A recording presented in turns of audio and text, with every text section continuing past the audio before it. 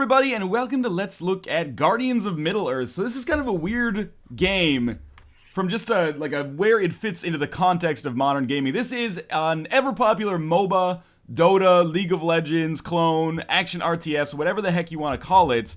You could give it that genre descriptor. But this is a weird one because it's only available on consoles. This one is actually completely unavailable on PC for whatever reason.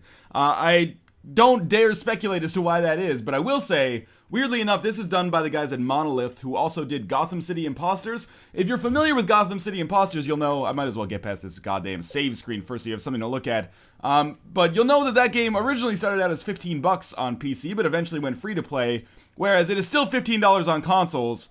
So maybe, I don't know, they thought the PC audience was just too fickle to kind of go for that licensed property again. And we're going to talk about what's going on here, but let me just say this to start with. Guardians of Middle-earth is not nearly as bad as you would expect by just the mission statement. You know, it's like Dota meets Lord of the Rings. It works a little bit better than that. The main concern that people had about this game, and we're actually going to do just a quick, AI skirmish so you guys can see what the heck is going on here before we really jump into the online play, just so that we can get a feel for what goes on when you play against the AI.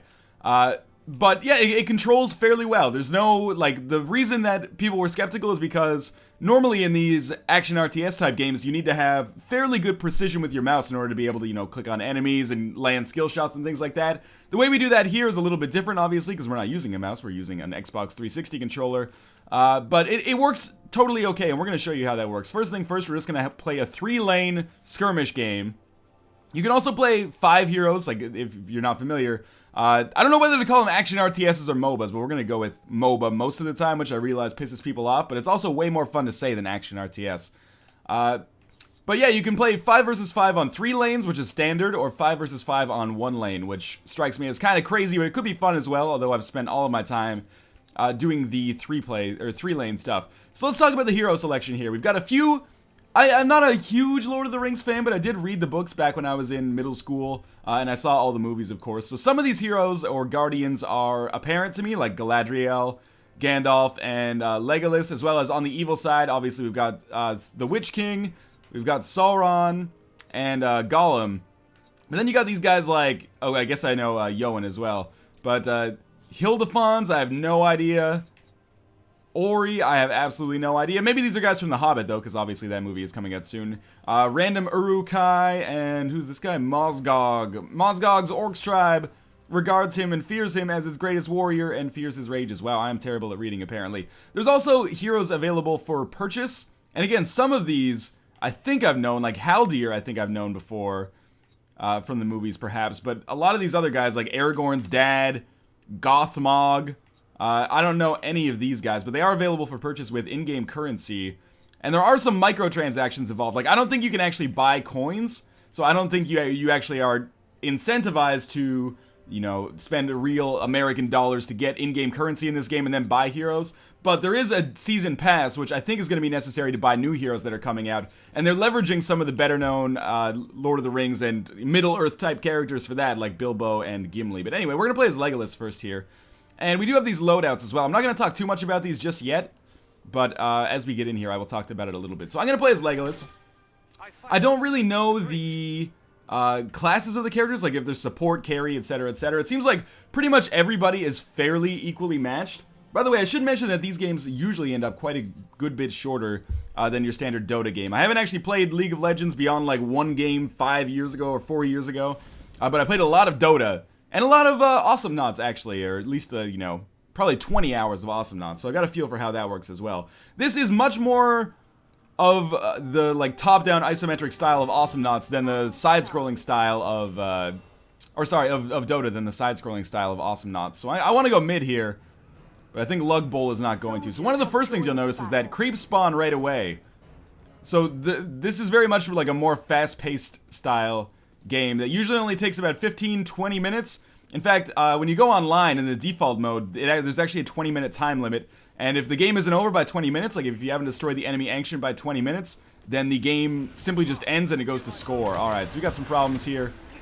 I wonder if I'm going to be able to kill that guy. I think he just used his heal. He's trying to escape into the jungle now. When we're in these bushes, we're safe, or they can't see us. I'm kind of worried about being killed here, though. So maybe I can escape. So we do have these shrines as well that we can capture. I haven't even talked about basic action RTS MOBA style gameplay yet, but we will in a second here. So every game consists of 5 guardians or heroes or champions versus another 5 guardians or heroes or champions. And one of the most common questions that people get is like, is it good versus evil? No, you can have like good and evil all on the same squad. I wonder if I can get this kill on this guy here. Or this lady here, I guess, is to be more accurate. We're so close. Oh, she's healed, but oh, now I gotta get away. Every Guardian has 3 skills that they start with and an ultimate that they can level up once they hit level 5 in this game, so not the level 6 that most people are used to. So as Legolas, you can see my abilities, by the way, on that right side in the bottom right corner there. So I can use B, which will do this like arrow barrage, which if I get someone within my cone of effect here, will just do damage over time, basically. I have A, which I can use on Guardians as well, which causes them to like be rooted, which means they're basically stunned. Let's just level up here. I'm going to level up that woodland shot, which was that guardian damage over time that I was doing before. In any case, our X is just like a getaway or a gap closer like that, but there's a basic classes of abilities that you're going to come across. Stuns, disables, as well as, you know, getaways or ultimates, which generally tend to do more damage, but also have a larger cooldown. There's no mana in this game or energy, but there are cooldowns that you can see down there in the bottom right. So I believe that works very similarly to Awesome Knots, but it has been a few months since I played that. Now, the way we're just doing standard attacking here is by moving the right analog stick to kind of control that cone around us, or that line. Oh, she's probably going to die. I'll just keep those guys stunned so she can get away. Oh, seriously? Are you going to jump in on this attack right now? I guess they've got an energy shield or something right now. I might still be able to get a kill here, though. Nah, it doesn't look like it. Basically, if you're not familiar with MOBA games, there's generally a lot less player killing than there is creep killing. Like, both spawns, or both teams have these enemies that spawn that are weaker, but well matched to the other creeps from the other side. We call them creeps in any case. Killing these creeps gives us, not gold in this case, but because there's no item purchasing, but gives us experience that we can use to level up and improve our abilities. So really, like, getting a lot of experience is key to winning the game. Because what we have to do in the end is push down these towers that you can see right here on the enemy side, and then get into their base and kill their ancient. This game seems to absolutely reward fast pushing ability. I've only played a few games. I've actually probably played like 3 hours, but a lot of it has been offline against the AI. So I can't really say how it works too well in online. The netcode so far, unless it's just my internet, the netcode has been absolutely garbage. I've had a lot of problems with lag and like staying connected to a game. You don't want to get hit by towers either, obviously, because these are incredibly damaging. So there are these shrines that you can capture. This is a new addition from my perspective anyway, and capturing those shrines gives you extra abilities. Is there anything I haven't really talked about? There are commands, which I should say. I wonder if we can get this guy here. I think we're a little close to the enemy tower, but I can harass him a little bit at least. A lot of people are probably going to want to know about last hitting. Is there a benefit to getting the last hit on a creep, which is traditional in MOBAs, versus just like the base experience you get from being in a creep's range when it dies? I don't 100% know yet. It feels like it does, but I'm not sure if that's just my bias from playing Dota factoring in, and I'm like basically just exercising huge confirmation bias here. I do a lot of auto attacking, and it doesn't seem to hurt me too much. Just level up woodland shot again. Yoan has got to be pretty close here. Also, I might be horribly mispronouncing her name. This game is basically just me mispronouncing things over and over and over when I play it.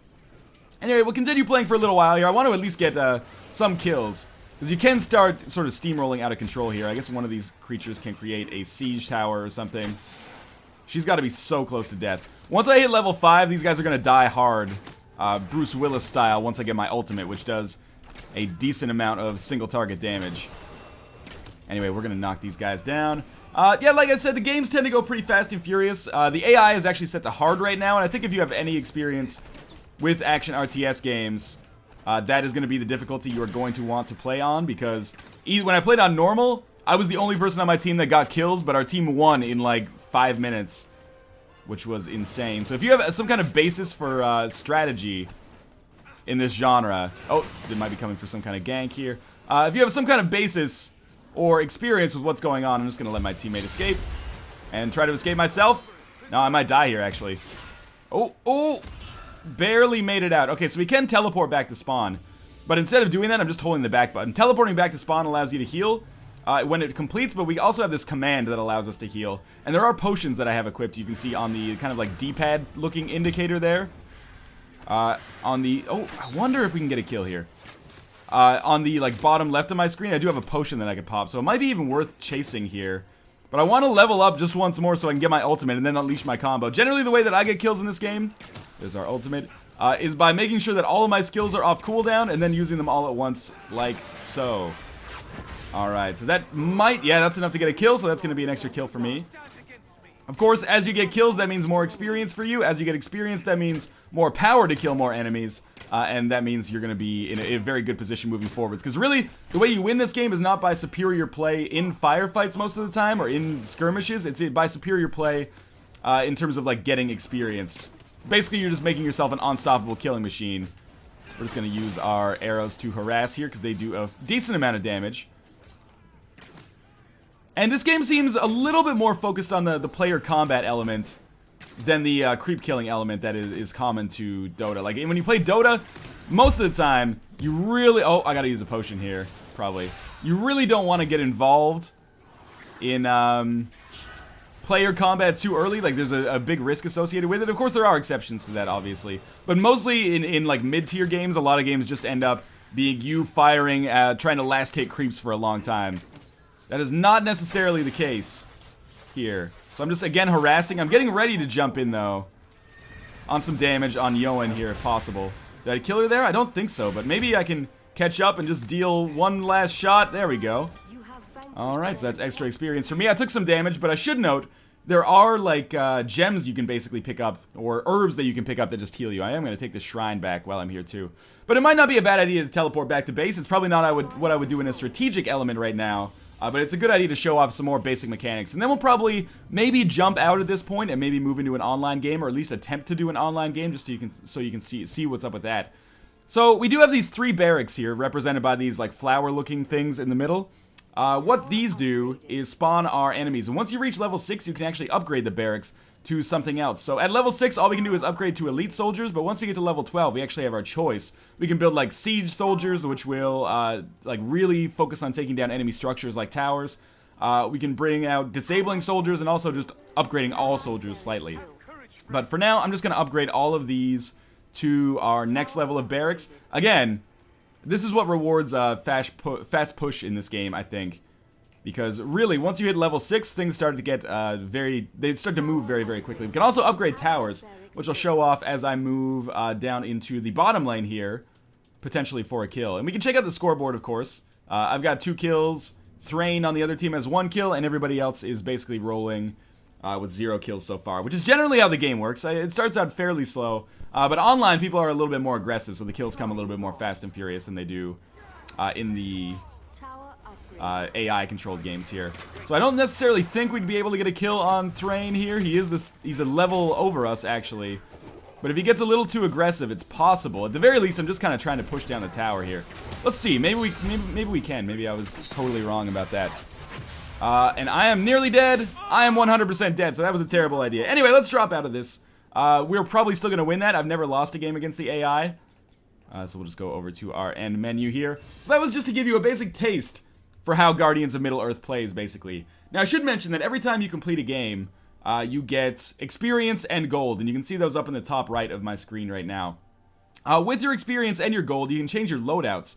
So you can set loadouts for every single Guardian, and in doing so, there's 2 things that you want to control, or 3 things, I guess. You want to control potions, so if we go to that, I can buy, like, recovery potions, or I can buy other potions, for example, like towers are unable to hit you for 3 seconds. Plus 18% match experience gained for 80 seconds. That actually seems incredibly valuable in the early game. Let's put that there. And you actually have to buy these. They're single use. So let's say you buy like 4 of them. Once you use 4 of them, you're done. You have to go buy more with that in-game gold that you have. You also have commands. So right now I'm using a heal, but you could get something else like extra movement speed, or all enemies are revealed on the map for 4 seconds, which is valuable. Plus 70% attack speed. I kind of just like having a heal. It keeps things basic for me. You also have a belt, which is maybe the most interesting element. This is kind of like almost like a Call of Duty style perk system. So if you look at this, basically your belt consists of relics and gems. So I have the regrowth relic, which gives me plus 3 health regeneration per second. Kardara's relic, which gives me plus 3% max health for every emerald in our belt. As well as Goblin Fury relic, which gives us plus 7% attack speed every time we land an attack, up to 5 times maximum, with a buff maximum of 5 seconds. Anyway, Or if we don't attack for 5 seconds, then the buff goes away. Now, by slotting these in with gems, by the way, we buy these relics, as you might expect, with the in-game currency. But by buying these and slotting them in our belt and slotting gems into the relics here, it actually gives us increased stats, which is kind of interesting. When I first got it, it seemed really unbalanced, because you only unlock this at level 2 or 3 in the game, or rank 2 or rank 3. Not level 2 or level 3, like, in the actual match, but outside of the game. Like, if you look at the top here, it says I'm rank 3, 22 out of 150 XP. Anyway, I thought it was really imbalanced because you only get it after you've played the game for an hour or two, but I've actually kind of revised my opinion on that, and I think this is kind of a unique way to get, like, personal preference, an element of personal preference, I guess, based on your playing style for each Guardian, because normally if you play something like Dota, let's say you play as Lich, like, your Lich and, let's say, a famous player's Lich, fundamentally don't differ on any level. They'll differ in the way that you play them, they'll differ in the items that you buy, and there are no items in this game, so maybe this is the compensation for that. But on a statistical, like, base level, there's no difference between those Liches, which is great from a balance perspective. And don't get me wrong, Dota 2 is a better game than Guardians of Middle-earth. But I do kind of like this element where you're like, okay, well, I'm playing as Legolas, but Legolas has shitty HP, or I always get killed. Then maybe you just, stack up all these green relics in your belt that give you more HP, and you work better as a result. Or maybe you're like, well, I want to play, like, more of a carry-style Legolas, so I want to max out my attack speed. Then you get more of these, like, yellow and red-style relics, and you can change your character that way, which I think is kind of neat.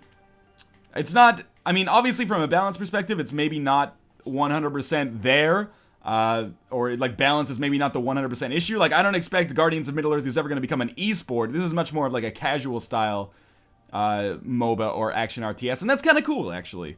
We're going to go play now, and we're going to play, there's 2 modes here. I don't know why they did this. They separated Battlegrounds and Elite Battlegrounds. This might seem hypocritical, because when I played Forge, I was like, man, they should have, like, a beginner lounge where you can go when you're new to the game, and then, like, an advanced lounge where you can go if you played for a long time. Yes, there's positives and negatives, though. I mean, there is a difference here. Like, Elite Battlegrounds has no time limit and no AI can be used, but it also splits players up. So, like, with a community that seems fairly small for now, I usually wait a few minutes to get into a game. I don't like that it's split based on Battlegrounds and Elite Battlegrounds, but we're going to try to get into a Battlegrounds game here, and we'll play 3-lane, because I don't really like the idea of playing 1 lane, and I do have to say that I kind of enjoy the queuing system in this game. So, as you can see, it has a standard, like, PC action RTS style queuing system, where you can see the average wait time and our wait time. I just had to say that average wait time so far has been a fucking joke. Like, if it says 1 minute and 49 seconds, be prepared for, like, a 3-minute wait, which means that this is probably a good time for me to go off on a little bit of a tirade on maybe the thing that I find most offensive or most annoying about this game. But first, let me take a sip of water, rehydrate a little bit. You gotta keep your muscles strong and ready and primed for combat when you're in a MOBA, because things happen very quickly. Okay, so this game is available PSN and Xbox Live Arcade for $15, which is cool. However, they are also selling a season pass at exactly the same time for $15. So if you want to buy the game and the season pass, it's going to cost you $30. What do you get in the season pass? Well, you get access to 8 unreleased heroes as they are released, like I mentioned, including, I mean, there were 4 of them. There was Bilbo, Gimli, and then 2 guys I think I didn't know, and then, like, plus 4 more to be announced later. I think it's super shitty that in addition to having, like, a premium cost to the game, they're actually releasing paid DLC for more heroes. I know that's sort of the reality that we live in with in the world with games like this. However, I look to, like, Dota. Dota is technically free. All the heroes are available for free. There's cosmetic microtransactions. I like that model. League of Legends. League of Legends is completely free. You can buy heroes from paid DLC or with in-game currency, but at least you didn't have to fucking, like, pay to get League of Legends in the first place. That model is A-okay as well. Same thing, a game like Super Monday Night Combat, PlanetSide 2, Tribes Ascend. I've mentioned problems with all these games because I find their microtransaction model sort of unappealing to me, but at least you didn't have to pay for the game in the first place. I really, really dislike that this game, A, carries a premium cost, and B, also has premium DLC associated with it. I think if you buy the game, especially a game that's entirely based on competitive aspects, like this, then you should have access to all the characters, just, again, to keep balance, like, as the primary concern. But obviously balance isn't the primary concern here. Making money is the primary concern. And to a certain extent, again, this is all conjecture. I can't necessarily say this with confidence, but it sort of feels like Monolith and WB after Gotham City Imposters were like, PC audience does not want to pay for a game and then pay for microtransactions. maybe this game was a much bigger success, or Gotham City Imposters, I should say, was a much bigger success on the console distribution methods, and they figured, hey, maybe they'll go for Lord of the Rings as well. Or Guardians of Middle-earth, I suppose I should say. It's not inherently a terrible thing. I mean, if you have the cash and you really want to play a game like this and you want to be at the like #1 level and have access to all the Guardians, that's cool. I just find it distasteful, let's put it that way. When there's so many on the, like, if you're watching this on a PC and you want to play a competitive, well-balanced MOBA or action RTS, get into Dota 2, get into League of Legends. I don't know anything about Heroes of Newerth. If you're new to this genre, I would still encourage you to play one of those. But if you're really into that genre, or a little bit into that genre, and you fucking love Lord of the Rings, this is probably the game for you. It's a weird game to recommend and talk about. As you can see, with the wait time, I wasn't just blowing smoke up your ass. It takes a long time, above that average, usually. What the heck was I going to say there? Oh yeah, it's a weird game to recommend, because I've been playing it, and I expected this game to be dog shit, basically. And as I'm playing it, I'm like, you know, this game is actually pretty good. I mean, there's some problems. I don't really like the payment model that they have here. The netcode and queuing system oftentimes just straight up lie to my face. It's like, oh, you've got a great connection. Enjoy having a 10 FPS gameplay online. But the gameplay itself is way, way, way, way better than I expected it. But it's hard to recommend because there's better free games out there that also offer, you know, the potential to get into the esports scene that surrounds it, even if you're just a spectator. All sorts of, like, huge communities surrounding these games, where you're not going to have to queue necessarily for 5 minutes just to find a game. And then there's this, where I think there's a weird intersection of, like, people who, I mentioned a Venn diagram here, because I am holding up my hands in front of me like an idiot. Like, right hand, people who are into MOBAs. Left hand, people who are really, really into Lord of the Rings and know who, like, Gothmog is. The very slight intersection of those is who I think this game primarily appeals to, so it's a weird, and I imagine kind of small target audience. But that being said, it's not a bad game by any stretch of the imagination. We're going to keep this up until the queue reaches 5 minutes here, and then we are going to back out and switch to Elite Battlegrounds, quick match, I guess. Maybe everyone ranked up to rank 2 overnight, and they're all playing Elite Battlegrounds now. I just don't understand why it gives me an average wait time when my average wait time is nowhere near that and has never been. I kind of feel like, oh, I thought maybe we got into a game there. The average wait time went down to not applicable for a second. I kind of feel like there must be somebody out there who's like, man, I always get like 1 second queues. Somebody else out there must be getting 5 minute queues. Asshole, I am the person out there getting 5 minute queues. There is an element of matchmaking into the game as well, so it's not just split based on your skill in the game. It's also split based on, well, like sorted based on your rank, essentially. I feel at rank 3, I should be able to find people to play with, considering that you know, I've only played 2 games online and maybe 3 or 4 games offline. So I really feel like I should be able to get into a game here, but unfortunately, it's looking like that might be fucking impossible. Again, I think we'll give this one to 3 minutes, and if we don't get into a game, you're just kind of going to have to take my criticisms of the online play at face value so far. I've had a lot of problems with disconnects. I've had a lot of problems with lag, even when I am able to get into a game. Nobody online communicates using the voice communicator at all. Oh, now the average wait time is 3. Okay, now we'll wait till 4 minutes. Hopefully you're enjoying this 10-minute segment of me just rambling at my screen like Clint Eastwood in front of a rocking chair. But, I mean, it's the reality of what this game is dealing with right now. The average wait time literally just doubled. Keep in mind, I'm not playing this at a super active time, but it's 1 p.m. on the West Coast on a Thursday, 4 p.m. on the East Coast. Surely there's got to be some people. It's like Christmas holidays if you're in college, potentially, or finals week. Anyway, we're going to keep this up here. Yeah, it's not a bad game. But there are legitimate criticisms, and I looked this up on Metacritic this morning, and it was very surprised to see that it was at like 85. So I saw comments like EGM was like, as deep and addicting a MOBA as you will find on the PC. I was like, not really. I mean, talk to me when somebody has 1,000 hours into Guardians of Middle-earth. I just want to call it GOM, because that sounds way cooler, but yeah, talk to me in 6 months. If someone has 1,000 hours into Guardians of Middle-earth, maybe I'll feel that it's as deep and addictive as PC MOBAs. I'm not trying to be elitist there. This isn't a console versus PC argument. It's just like Dota and League of Legends and even Heroes of Newerth had and still do have like bustling esports scenes and people that dedicate like 12 hours a day to playing them, whereas I can't even seem to find a game in Guardians of Middle-earth.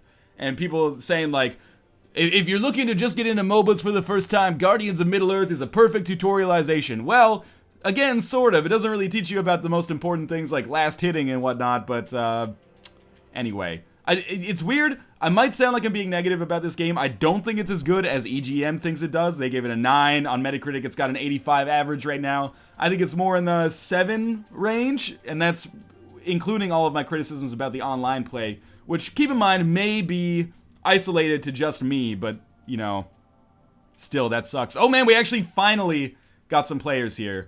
And I like this queuing system now that we can actually see how many players are in the game. It's possible we may actually get to see a fucking video of online play here, unless it crashes out, which is also totally possible. By the way, the community so far seems pretty good. Like, I haven't seen too many people feeding. It seems like people who buy this game, at least the ones that I've played with so far, anecdotally in my few matches, which is probably admittedly too low of a sample size, but anyway, have some kind of idea of the basic strategy for how these games work most of the time, which is great. I just wish people communicated more, but I think the barrier to entry is pretty high because you got to get on the microphone and yell at people, which people do in Dota all the time, but I don't know, people are less prone to use voice communication on Xbox Live, maybe for something like this, especially since there's no keyboard and mouse support, so you can't kind of like passively aggressively bitch out your teammates. If you're 12 years old, they're gonna hear you and make fun of your voice. Happens to me all the time, man. How old are you, man? Like 50? Bet you still live in your parents' basement. Shut up. Alright, so we're up to 4 minutes here, but the game's teasing us along, just waiting for one more player. This is not an abnormal situation for me. I've spent, oh, finally. Let's play as Gandalf this time. Obviously, he wouldn't be in the evil section. Yeah, but I spent a lot of time waiting for games in this, which is pretty unfortunate, but oh well. So our team right now is Legolas, Sauron, and Gandalf. I'm pretty sure the enemy team is going to have a hard time dealing with it since we're the 3 biggest badasses from the movies. Why is there no... Another complaint I have about this game, and I've mentioned many complaints, but it's like, where are all of the... or the rest of the noteworthy characters? They might be coming in paid DLC later, but where's Gimli? I guess he's coming in paid DLC. Where is Frodo or any of the hobbits that are like used from the Lord of the Rings movies? Where's fucking Aragorn, like basically the main character? I mean, I realize they're ensemble films, but still, instead we've got like Sauron, Legolas, Gandalf, nameless hobbit, nameless dwarf. I hope I'm not insulting like big fans of Tolkien mythology by saying that, but it's kind of a pain in the dick. Because I want to play against characters that I know. Anyway, we're playing against literally no characters I know except for that human princess who I've actually forgotten from the movies. I have a great memory of Fellowship of the Ring, decent memory of Two Towers, terrible memory of Return of the King. I really got to spend some more time watching that. But finally, we are actually going to get to jump into a game here against all odds. And we'll see how this works. Again, I have no idea how the heroes are supposed to shake out, like who's supposed to go mid, whether you're supposed to tri-lane bottom or something like that. I don't think there's necessarily a safe lane, and now you are realizing that I was not just blowing smoke up your ass. The netcode has been, historically, is Sauron going mid? Legolas going mid? Who knows here? Wait, this is a new map. This is actually 1 lane only. I've never played this before. But this is indicative of my standard like frame rate and latency when I've been playing the online mode in this game. This should make for a shorter game because we're actually only playing on 1 lane, which I have never done before. But man, is the internet in this laggy sometimes. And again, it might just be me, but I don't necessarily think it is because, you know, I play a ton of other... Oh, Jesus. I play a ton of other games on Xbox Live and rarely have problems with them. So again, I mean, this is borderline unplayable here. Gandalf's abilities I haven't really been able to talk about too much so far. He basically has a stun located on the B button, which I've used already. I'm probably going to die here. I'm just going to back the F up to our tower here, provided we don't get killed, and try to teleport back. See, like, I think we get this waiting for input screen a lot. I think this comes... Oh, Jesus Christ. So, you know, as positive as I've been at times during this video about Guardians of Middle-earth, I think it's kind of... netcode is garbage. I disconnect from games constantly. You know what? In order to kind of compensate for that, let's do a quick AI match. And we'll play 1 lane. just to make it go a little bit faster. And we'll play against the AI, but I'll play as Gandalf, because really the most fun that I've had in this game so far has been playing against the AI. It takes me forever to get into a game online, and there's always crazy lag, crazy latency. I mean, you just watched.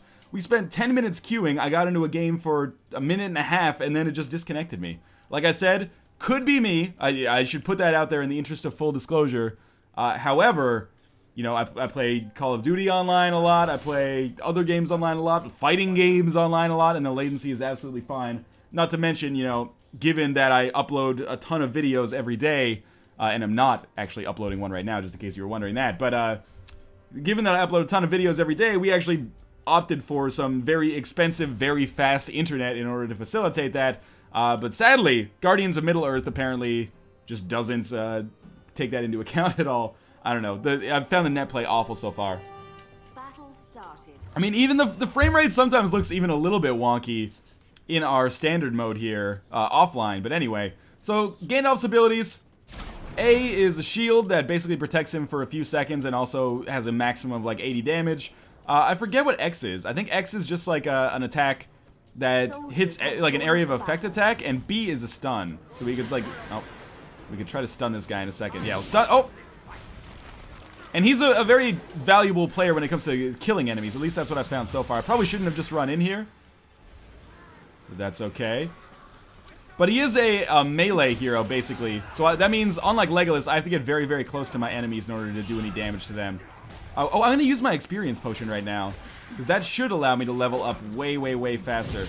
These guys are getting in a little dirty here. I'm going to level up quickly with Gandalf's Might. Oh, wait, I don't like Gandalf's Might. I thought I was Legolas for a second. Anyway, that was the stun that I just leveled up. But that's okay. Can also use that attack. So we don't do a lot of damage in the early game, but we can snowball out of control pretty quickly here. We're going to get a kill. I did not get the final blow, but that's okay. We're going to level up again fairly quickly. I'm digging this experience potion. I think that's a really good idea to use in the early game. And I think we might be... I probably shouldn't go in on him, but... Anyway. I'm going to use my healing command here. And just back the F up. I think this wolf run guy is going to get killed pretty quickly if he's not careful. So I'm just going to jump in here. Get into him. Go on, get him! I might have killed myself there by accident. I think I did. Run, Gandalf! Okay, he's going to be fine. We're going to level up Flame of Anor, which gives us that extra shield, which is really beneficial. And it's going to take a long time for our heal to be ready again. This is pretty risky. However, this dude is like basically dead. Just heal. Okay, we're going to teleport out of here. If the teleport takes a little while to charge, but we might still be able to make it out in time to heal. And indeed we are. So obviously when we're in the fountain, we heal a little bit faster. I think, anyway. Maybe we've got to stand like right next to this. Or right next to this ancient right here. I don't... Maybe you don't heal any faster when you're in the fountain. In 3 lane, you absolutely do. But maybe in 1 lane, it's meant to be more of like a team deathmatch style. I don't know. As you can see, by the way, in the bottom left, your belt unlocks like the higher you level up. It's not just like it always is high, or you always have all of the runes. You get them based on the level that you are. Anyway, our team seems to be doing fairly well so far. Leveled up there. We're going to level up. Ultimate comes at level 5. We're going to level up Gandalf's Might again. Get an increased duration on that stun, maybe. I actually don't know how these items scale. But certainly, I usually go for the armor and the area of effect first. Which sometimes works, sometimes doesn't. But in any case, I can rely on my teammates here. The AI in this game is actually fairly good. Not as good as Dota, where, you know, AI on hard can sometimes be, like, harder than quite good players, but still, certainly not shabby. They know what they're doing, and most of the time they will not feed, at least in the early game. Later in the game, things can change there. There's got to be, like, some... I should go maybe just try to get some shrines. These guys are going to push down our tower, perhaps, which is obviously bad for us. Maybe I'll just actually hang out here and get some more experience, because these guys are all level 5. I'm still level 4, not even really close to level 5, but I can get an easy kill here. And indeed, I did get the final shot there, which is great. Now we've got damage over time ultimate available, which is on our Y button. So if we could stun somebody, we'll definitely make sure to get good use of that. I think it actually does damage over time to everybody in the area here. So I probably shouldn't have used that just randomly out of nowhere, but I wanted to show off its effect there. The effects on the attacks, you know, they're a mixed bag. Sometimes they look okay, sometimes they don't look all that spectacular. The ultimates usually have a very low cooldown, though. Again, stressing the fact that this game is much faster paced than Dota most of the time. It's much more based on, you know, like fast combat than it is on like long strategic games, which is okay. Like I said, it works. I like the gameplay in this game. I just wish the netcode actually worked, basically. We got, again, this is, if you've never played an action RTS or a MOBA before, this probably looks like a goddamn clusterfuck right now. That's okay. I assure you, whatever game you get into, if you choose to get into a game, you'll get used to it eventually. I'm probably gonna die here. Yeah, I got killed. Also, another major complaint I have about this game is that as death approaches, you get crazy, like, frame rate skips and slowdown in the game. But let's check out our scoreboard. So I'm 1-1-1. That means 1 assist, 1 kill, 1 death. And it looks like the game's fairly evenly matched here, although we do have a level 7, whereas they do not. An enemy has fallen. By the way, I'm pretty sure those are not the actual voice actors from the game. Or sorry, from the movies. Like, I'm pretty sure it's not Ian McKellen. If it is, dude sounds like he's doing an awful impression of himself. It was, "You shall not pass! You shall not pass!" It's just like me doing an impression of Ian McKellen instead of, you know, the good sir himself. So I do have my ultimate available here. I could kind of like pop this, jump in here, stun him, get myself killed. Almost got myself killed. Didn't even manage to use my ultimate there, but at least I did fuck him up a little bit, maybe. We're gonna level up our ultimate again. You can only level up your ultimate at certain levels. I mean, I feel like that's probably obvious at this point if you have any experience in this genre whatsoever. This game is dragging on a little bit longer than I expected. I kind of expected it to go a little bit faster given the reputation that one-lane games have.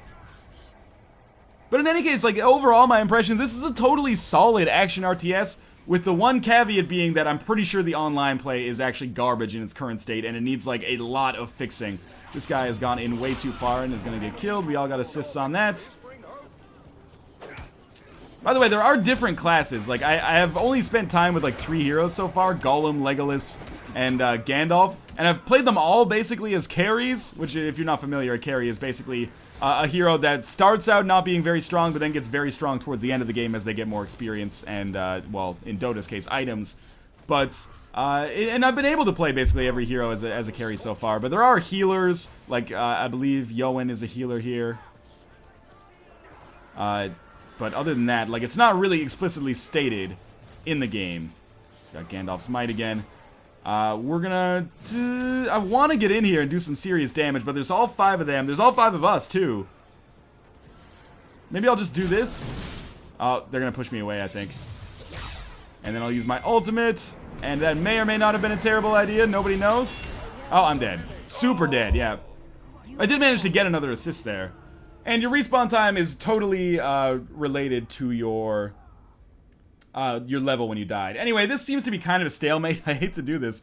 I'm gonna rage quit again. Amazingly, 40-minute video, we have not seen a single game of Guardians of Middle-earth end. I've got so many thumbs up and so many thumbs down points on this game, I don't even know where to begin. Pros, much better console controls than was expected. It controls totally fine. It's not as precise as it is on the PC. It kind of works like a twin-stick shooter, and it doesn't have that same level of kind of like top-down strategy. It's almost more of an action combat style, the way the control system is worked out anyway. But it works. It works totally fine. I enjoy the setting. I think for the most part, the AI is good. Cons, net play seems to be garbage, and there's a lot of frame rate slowdown in the game. Online, there's a huge amount of latency, and queue times will just lie to your fucking face, and I get disconnected from games all the time. When I do get into a game, it's laggy but fun. It's more fun to play a laggy game online than a perfect game against the computer. That being said, that was like the 4th disconnect I've had in a row. I got like 2 good games early, and then 4 disconnects in a row, which is a goddamn disaster. Again, caveat emptor, buyer beware on that one. It could just be my internet, but I don't think it is, given that I have a history of playing other Xbox Live games online with very limited problems. But in any case, as always, thank you guys for watching. This has been Guardians of Middle-earth. $15. Oh, the other big con. You have to pay for the game. If you want heroes that come later, you also have to pay for them. This might not seem like a big deal, but it really bugs me and kind of rubs me the wrong way that they're charging for the game and for the content, whereas there are better, or at the very least, more established action RTSs on the PC that are free or free to play and then offer paid DLC. You can't have your cake and eat it too, Monolith, as you obviously saw on the PC with Gotham City Imposters, which is now free to play. But in any case, this is only available on consoles. It's $15, 1,200 points on Xbox Live Arcade. Thank you guys for watching, and as always, I will see you next time.